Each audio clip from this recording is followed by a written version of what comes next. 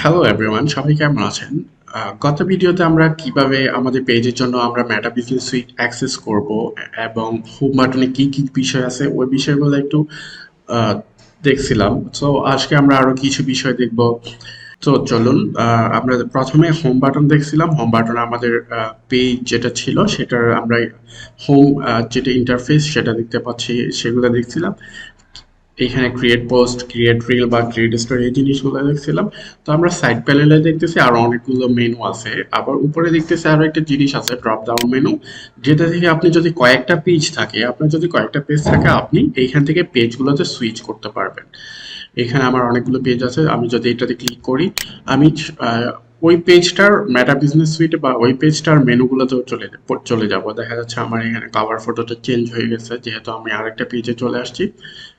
So আমি আবার আমার আগের পেজটাতে ব্যাক করছি। তো এই হোম অপশনে কিন্তু অনেকগুলো বিষয় আছে যেগুলো একটু ইলাবোরেটলি আমাদেরকে দেখতে হবে।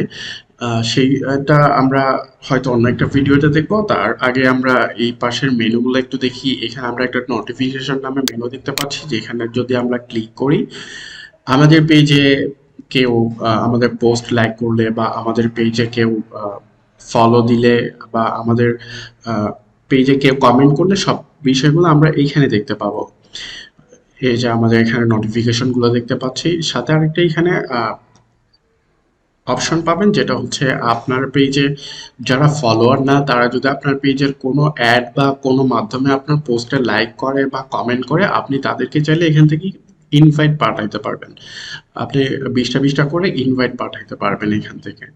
আপনি চাইলে এখানে নোটিফিকেশনের ওই যে উপরের মেনু থেকে আপনি নোটিফিকেশনগুলো ফিল্টার করতে পারবেন। আপনার আহ, কোন নোটিফিকেশনটা আপনার অ্যাকশন নেওয়া দরকার, মানে আপনি এখনো রিপ্লাই করেন নাই বা কোনো কমেন্ট বা কোনো একটা নোটিফিকেশন দেখেন নাই, সেটা আপনি ফিল্টার করতে পারবেন।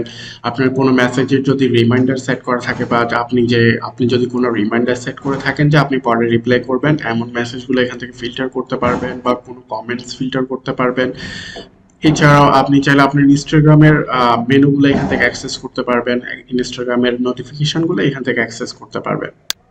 এছাড়া আরো দুটো অপশন দেখতে পাচ্ছি, একটা হচ্ছে মার্ক অল অ্যাজ রিড, যেটা ক্লিক করলে আপনার যে নোটিফিকেশন গুলো এখনো আনরিড অবস্থায় আছে, আপনি ক্লিক করলে ওইটা সবগুলোই রিড হয়ে যাবে, মানে আপনার আর কোনো নোটিফিকেশন দেখাবে না। আর আরেকটা অপশন হচ্ছে সেটিংস বা প্রেফারেন্স। এখান থেকে আপনি চাইলে আপনি কোন আহ, বিষয়ে নোটিফিকেশন পেতে চাচ্ছেন বা এগুলো আপনি এখান থেকে কাস্টমাইজ করতে পারবেন। যেমন আপনি Facebook allow all notification for এই পেজ, আপনি যদি এটা বন্ধ করে দেন, তাহলে আপনার এই পেজে কেউ লাইক করলে বা কমেন্ট করলে ওই জিনিসগুলো আপনার কাছে আর আসবে না। সো আপনার যেহেতু নোটিফিকেশনটা আসা দরকার, সো এখানে আপনার আর কিছু করার প্রয়োজন নেই, যে অবস্থায় আছে ওই অবস্থায় রাখবেন।